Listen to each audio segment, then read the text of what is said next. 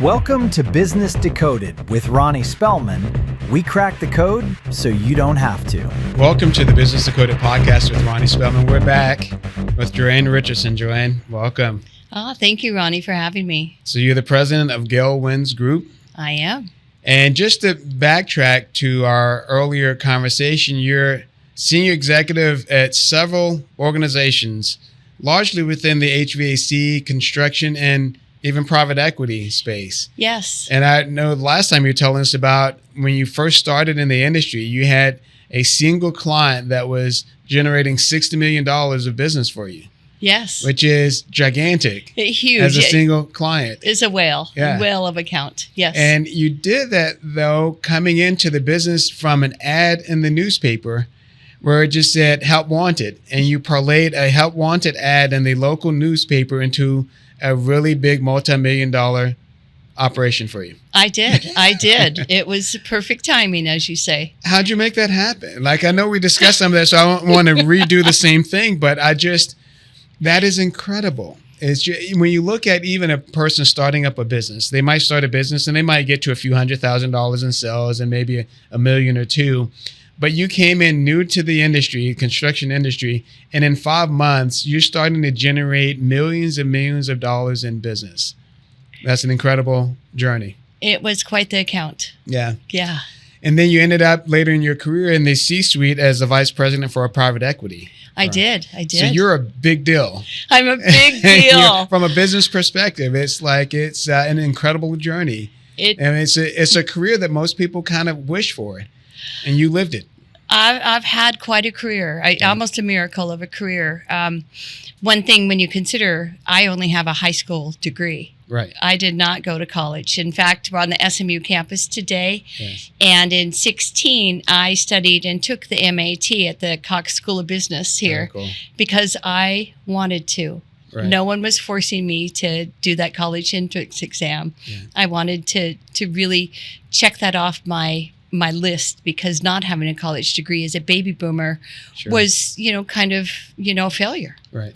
So No, but that's an interesting point, though, is so not only are you succeeding in a very male-dominated industry. Yes. But you're doing it without a college degree, without a master's degree, without a PhD. So sometimes people need those degrees to kind of equalize the playing field. Yes. So no degree, but you must have had super gifted talent in order to succeed in that arena that you were operating.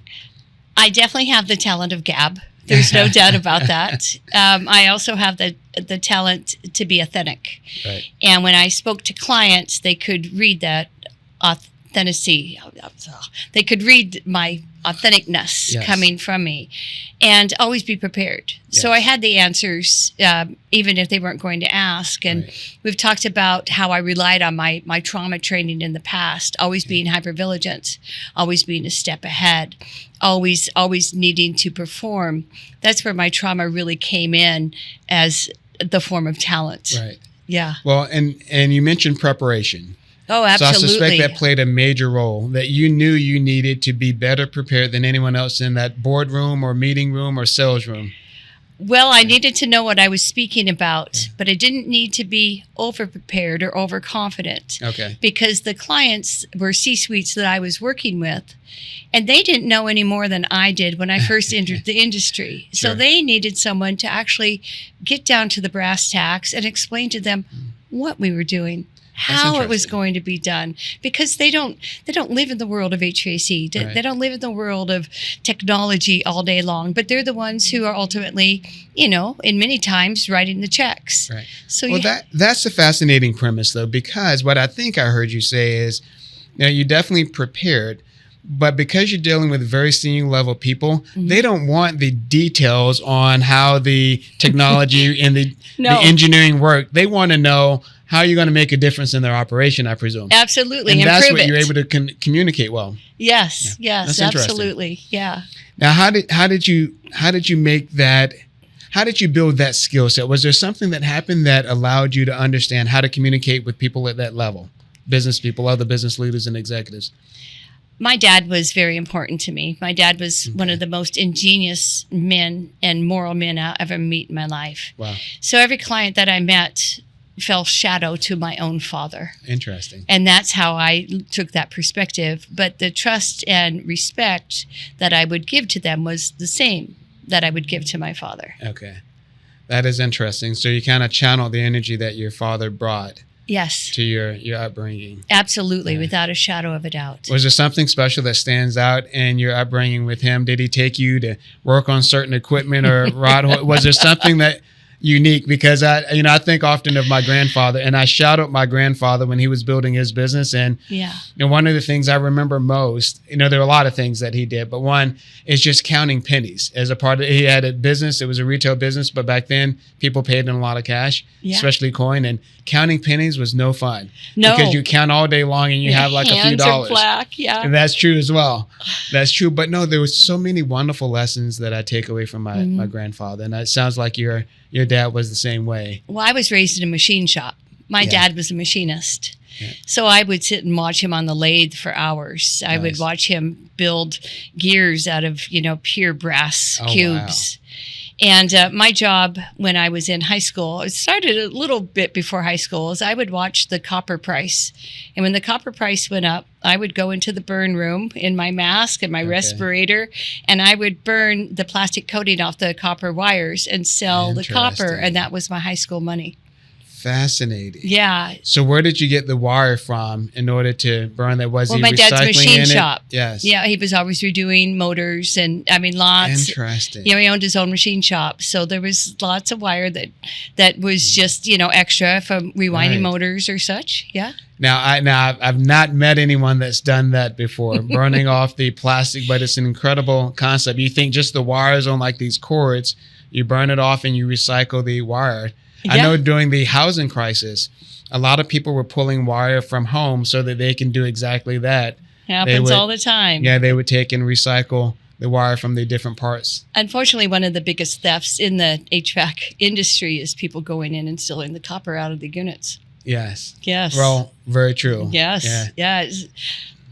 Now, so that experience, though, that is absolutely. So you were doing that in high school and generating income. Yes. And it was funny because my father would not allow me to ever bring in any of my boyfriends. It had to be me in that burn room doing that work. And I learned the value of getting dirty, getting filthy. You have no idea, even though you're all covered up, how black that plastic coating is. And I remember just scrubbing it off at the end of every day of the burn. Well, what's also neat, though, is that you were watching the markets. Oh, yes. Oh, yeah. That was my money. Yeah. That was my copper price. So I watched the markets very young to know when to sell my copper. How did you, so you were watching it so that you can determine when was the right time, the peak time to sell? That's really fascinating. Dad would say, hey, we've got enough to sell, and I would start watching. And then after I did the big sale, and I would get almost $1,000. Wow. I mean, that is good high school cash for, really 15 hours in the burn room. Well, I thought I was doing well with my $25 allowance. But well, I worked for it, but there are moments like that. I remember as a little girl making, hopscotch all over, with chalk all over the shop floors. Because, Dad, that's where he worked and that's where we were. Now, I have similar memories, even with my grandfather being around the machines. We had a table saw and the like, and just watching him build things. And we built, this is taking us down a whole different path of memory, but he built with me a solar house back in the 80s for his school science project. Really? He did. And then we built a solar water heater for my following year. So we bent the pipes and everything else to make but those are incredible experiences that can define so much in your growth and evolution as a person in your business career. Yeah, thank you. Quite interesting. So, Jan, thinking back to your experience with your father, you just made me think of something in your career as well. What business decoded advice would you give someone that's looking to build the kind of career that you've had? Is there something that stands out as a pathway or a concept that would be helpful? Well, the one is to stay true to yourself and to stay hungry. Yes. You really have to discipline yourself if you want to be ahead in your career. And the second is not to listen to most of the advice that is coming at you. Right. Most of the advice that I got over the years was much like my childhood home. Hey, you need to be a little quieter. Hey, you're moving too fast. Hey, you need to slow down a little. Hey, you got to give other people a chance to catch up. That was one of my favorites.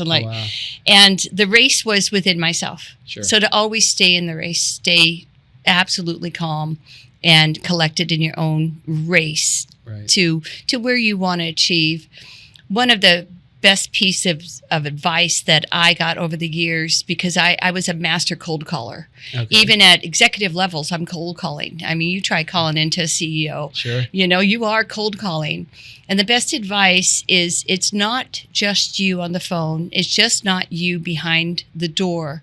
It's a whole team of hundreds of thousands of people standing behind you. And remember what you represent. Right. And for me, that I worked for such esteemed giant corporations that the pride of even being employed by some of them was enough to, okay, all right, I am not alone. I'm no longer alone. How did you get through all the screening that happens when you're cold calling to reach that executive? There must be an art to it. I believe there is an art. One is absolute persistence. 2 is a calm and efficient delivery. 3 is to always apologize and ask for permission. Have I called you at a good time? If it's not a good time, I know I'm interrupting. May I call you back? Right. And a lot of people were offset by that. Like, she's apologizing first thing. So you were able to carry on a conversation. It's, for the most part, most executives, most managers, most leaders who you're trying to go into from a client base, they have a directive to learn. Sure. They have a directive and a curiosity to learn what is new coming out in the marketplace. Interesting. So when you offer with information, just education, I've never considered myself a salesperson. Right. I mean, my whole life has been in sales, absolutely. But I am more an educator. I came prepared to educate with the facts, sometimes to argue with the clients, and sometimes to let the client realize on their own that their idea wasn't the correct one to begin with. You know, I've seen the term, the FOMO, the fear of missing out. Yes. Right. And I thought, that doesn't necessarily apply, but you said something that made me kind of reevaluate that. If there's an opportunity for me to improve my operation, and I need to hear what Joanne is saying in order for me to improve that operation that helps my business, then I'm going to listen. I'm going to look at that email and I'm going to figure out if it makes sense to pursue it any further. So you're right. If I get the call from you and you're saying something that could help me do my job or my position or improve the company, I'm definitely going to listen. Well, you'll let me in the door. But once you're in the door, this is where I think a lot of people falter, is they have to be prepared.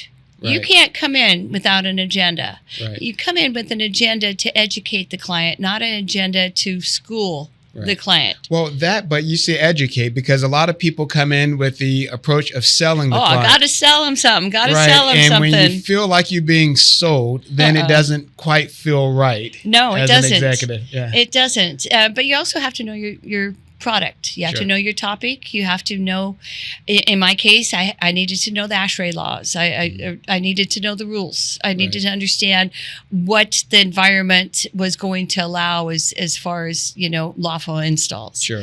So you really have to stay on top of your product line. I've seen so many salespeople that really don't understand those elements that could make selling that product easier. So you ask them a question about the product or the industry, and they don't have an answer to something that they should know. Yeah. I see it happen more often than not. So they know how to frame the product, but they don't necessarily know the other components that influence that framing. Exactly. Of the product. Exactly. Yeah. If you're talking to executives, you have to know the financial ROI behind it. Right. And you just can't come in and say, trust me. Right. So many of my careers is I put case studies together, double-blind case studies to challenge that, hey, we save 40% energy. And I wasn't going to sell that to a single client until I knew. Yeah, we can save 40% energy. I had a partner at one point selling me their product, and they indicated that it had a lifetime warranty. Yeah. The problem is that the average use of that product was only for a few years. It wasn't lifetime. Right. And the warranty didn't convey if the product changed hands. And so getting them to understand or explain to me why I should pay a premium for their product when it's not really a lifetime. It was a great marketing position, but it wasn't really lifetime. It's true. It gets tricky from a sales definitely with warranty issues, especially with equipment. Yeah. Boy, you got to be careful what you do. Right. Yeah. Right.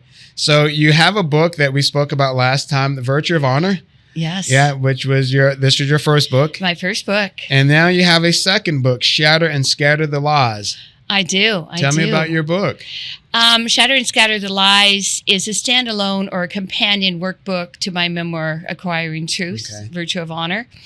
And what it does is it really is a self-guided exploration for people who are questioning, do I have trauma? Right. Have I ever thought less of myself? Have I not looked back in my life out of fear, out of pride? A lot of people don't, that's in the past. That's in the past. So the book really is a self-guided way to dig up the stories out of the pits of your being that you don't want to share. Right. But if you never share it even with yourself, it just sits. Oh, that's interesting. Yeah. So the book is definitely, you could do it with a classroom, sure, but it is to curl up with and to do independently. And just so you have any kind of breath of what may be driving some of your actions. Right. I really cover a lot of different topics, but really the whole purpose of Shatter and Scatter the Lies is to get someone ready to the point, maybe I need to go in for professional help. Now, you made me think of something again. You're actually creating a lot of interesting thoughts. When I graduated from high school, I created a little booklet that spoke about my journey. I was very active. Not high school, in college. I created a little book, and the book was titled Reflection. Okay. And it was an opportunity for me to self-reflect on what I'd done, just to understand and put in perspective. But you mentioned if you're not willing to acknowledge or tell yourself some of that journey versus it's one thing to tell other people. It's another thing to admit it or discuss it with yourself to really understand it. Right.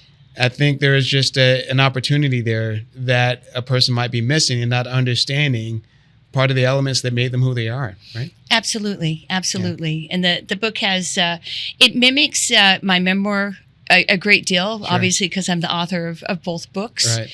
But it really helps people understand, oh my gosh, I had no idea what happened to me as a child is creating this possible addiction or avoidance or guilt. Sure. So on your cover, I'm going to ask you about these works that you have. You have essentially sticky notes that are on your cover. So I'm going to ask you, I'm going to say what you have, and then you tell me what you were thinking and what you're thinking now. One is hope. Hope is the great divide. It takes so little to have hope. Right. And when you're feeling low, you can't even imagine hope for anything getting better, hope for a better life. But hope lives. Hope is a living and breathing word. And when you know Christ, the hope is funneled into you because you have a direct door. Right. And if you don't know Christ, like I didn't for 49 years of my life, hope. Wow. And then you have fortitude. Oh, fortitude. Fortitude will keep you going. Fortitude is when you fall down, you get back up. And you don't get back up out of resentment. You don't get back up out of anger or I'll show them. You get back up because you are strong. Right. And you are going to continue to have the fortitude to move forward. How hard is it to get back up? It's in very those moments? It's very difficult to get back up. It's very difficult to get back up. But it can be done. Right. It absolutely I was somewhere, I can't remember where I was. I was talking to someone and they had an event. It was job loss, divorce, something happened. And they mentioned that they couldn't get out of bed for a week. Yeah. And you're right. Sometimes you have to find it at your own pace, but you've got to get back up and get back in there. So if your business doesn't succeed or something happens in your business, you lose it. I met someone who mentioned their business went out of business after a long period of time. You've got to find your way back. You sure do. Yeah. And you just have to stand up. And that is fortitude. Right. Yes. Ill health. Ill health. Ill health can churn for years underneath, and you don't even know it. You may be drinking socially with your buddies until you're not. Right. And then you're drinking, behind the scenes, or you may be turning to illicit drugs, or you may be, exercising to extremes. You may be eating yourself to death or dieting to death. Sure. Ill health follows trauma. Right. They are cloaked, twisted sisters. Interesting. Yes. Now, you have one in blue. Yes. And that one in blue is suicide. It is. It is. When you've come to the end of hope, and obviously your fortitude is gone and your ill health is kicking in, there are tendencies in people to wish their way out of their lives. Right. And suicide, everyone like, ooh, suicide, but it can be a passive thought to, not getting out of bed or not ever waking up again. It can be a thought that you put plans and tangibles to. Right. It can be a plot where you start freezing food in your freezer. Oh, interesting. Right. But the thought, if you have suicide ideation, in my life, I found it was there at such a young age. Right. I didn't even have words for what I was feeling. As I got older, I started to really understand what those thoughts are and how quickly they can spring upon you when life throws you challenges. Right. And what I did in this book is I took the stigma out of suicide. The churches don't want someone getting up and saying, I have suicidal thoughts. Oh, you should pray more. Right. The government, for all our military forces, don't talk about it. Hey, let's get you home. And then, we watch all our men and women from war with PTSD, right. Suffering. Not only contemplate suicide, but complete it. Right. And now we're seeing an epidemic in young children that don't know there's a better way out. So I try and take the mysticism away from suicide so people can have a conversation about it. Right. It doesn't mean, actually, when you verbalize that you're feeling so bad that you're thinking about not living another day is the healthiest point you'll ever be in your life as you talk to someone else. Right. When you can bring those words up, and it shouldn't be shamed and it shouldn't be shunned. Now, it breaks my heart to hear about the suicide rate for our military service members, our veterans. Yes. And then in that same context, to hear the same coming up now from young people that spend a lot of time on social media. Oh, yes. Oh, yes. And that's just hard because they need to have, as you mentioned, that hope. Yeah. And they need to find that fortitude so they can get their health right and get back to a good place. They do. And you mentioned right decisions. There are two more after this, but right decisions is a Bushido virtue. Okay. And so if you think of Bushido, a warrior, to really move up and make right decisions about your life. If you explore your life, you know where you've been. Right. I mean, I don't have to tell anyone their life. They know where they're falling down, where they're overindulging in things, where they're, shirking responsibilities. And when you really look at right decisions, you need to look in the here and now. Right. Not, this would be a good idea next time. Right. Right decisions need to be part of your active, everyday thought pattern. Amazing. Every day. Humility. Oh, humility. It's one of my favorite virtues. Okay. Humility is the most loving feeling you could give yourself when you are humble enough to share your life, to share what you think is shameful, to take a gift that someone gives you humbly and not feel like you have to push back or you have to give back, to humbly take a compliment. Yes. That was something I couldn't take my whole entire life. I grew up believing I was beautiful. Right. But when I was told, I was just like, oh, no, not really. I didn't have the humility to take a compliment. Mm-hmm. So humility, just like right decisions, it needs to, every morning when you strap on your shoes and your pants and your coat, humility needs to go right with you. And then your last sticky note on your book is diligence. Oh, yeah. Yeah. Well, without diligence, you really have nothing. Right. I mean, you can make a goal. You can make a plan.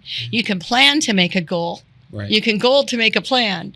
But if you don't diligently write out your business plan step by step, work your plan the work, and continue doing it daily. Right. You probably will end up on a treadmill. Right. And no one wants to be there. I have a lot of friends. I've been in the same job forever. I can't get anywhere. It's just like, what have you done different? Right.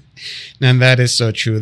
I think those are great points for anyone looking for business decoded tips. And how do you mentioned shatter and scatter the lies, giving voice to childhood trauma.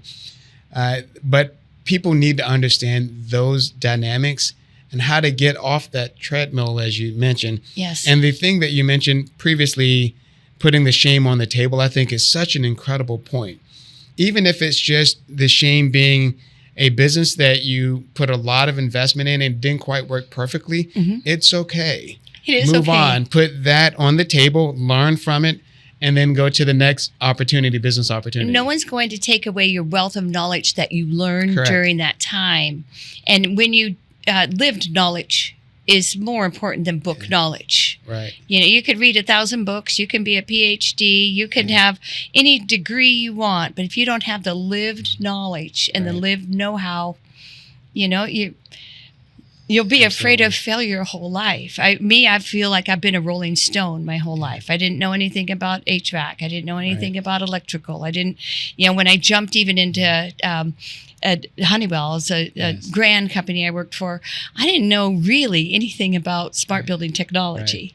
And yet the excitement to learn. Right. Well, that's what I was going to say, being not afraid to learn. You can't be afraid. Right. Can't be afraid. So I want to end our program with you discussing something in your business career. What was one of the most unique business deals that you've had, or something that kind of stands out? I know you had the really big deal, but tell us something that was really special, just from an experience that was enormously rewarding and an achievement. But before you mention that, I just want to leave the listener and viewer understanding how big of a business person you were. I mean, you were vice president of a private equity operation. You were a senior executive at so many different companies, from Honeywell to the other business, with some great projects. Yeah. You're an author.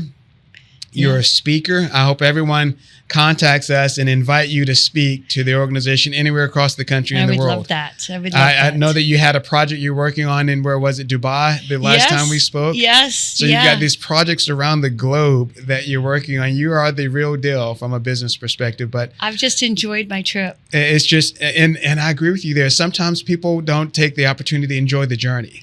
Yeah. You know, from a business perspective. I've enjoyed it all the way through. What deal would you kind of leave us with that just stands out as a really unique, fun, engaging opportunity that you had a chance to close? It was an impossible deal. Okay. It was a desert island in the middle of nowhere in the Atlantic Ocean, miles away from any power, and we had to bring in a microgrid to build a beautiful resort homes, all for a premier brand. Nice. And to bring that in, you know, one bring in the power, the renewable, one be able to get the technology to run, you know, the microgrid, but also, you know, the hotels, the restaurant. I mean, it was a full. They were putting a full town on a middle of an island in the middle of nowhere that's totally, completely private, you know, chic owned somewhere. And it was just fascinating to me to think about, okay, what do we need for the airport? Sure. What do we need, you know, for the physical plant? What do we need for the battery storage? You know, how do we build out the first hotel versus the 125 premier homes that are going in? It was phenomenal. So when they first came to you, and we'll end with this, when they first came to you and said, this is what we're looking at, I don't know if they showed you an architectural plan or an engineering plan, I don't know what they showed you, but what was your first thought? I'm sure it must have been, are you all crazy? They actually came in and they had 3 failed attempts. Okay. 3 failed attempts. This is what we thought. This is what we got. It's not working. And the first thing I did is just organize a team. Nice. Brought a team over and brought in the most local talent that I could, because I can't support anything in the middle of the Atlantic Ocean from the U.S., right? So one of the things I do is I get the whole entire team, all the engineers, from the maintenance staff to the owners to the brands, bring them all into one room and create the storyboard and the vision. And that's how it starts and ends. I love taking on the impossible, because I'm very much like you. Let's put it on the table. We're kind of looking at it. And then the question becomes, how do we make this happen? How do we make it happen? That's the only question. It's not, we can't do this, we can't do that. How do we make it happen? Right. Well, I was working for, such giants in the world and with technology and renewables that it's not, can we make it happen? It's we can. Right. We will make it happen. We have the technology. It just had to be put in the correct places. Absolutely. Yeah. Joanne, thank you so much. Thank you so much, Ronnie. This has been a pleasure. Honor to speak with you and have you on the program. We need to get you across the rest of the world telling your story to everyone. Thank you. Thank you. Thank you for allowing me this opportunity. Absolutely. Thank you for joining us on Business Decoded Podcast with Ronnie Spellman. Stay ahead of the curve. Subscribe right now. We will see you at the next episode.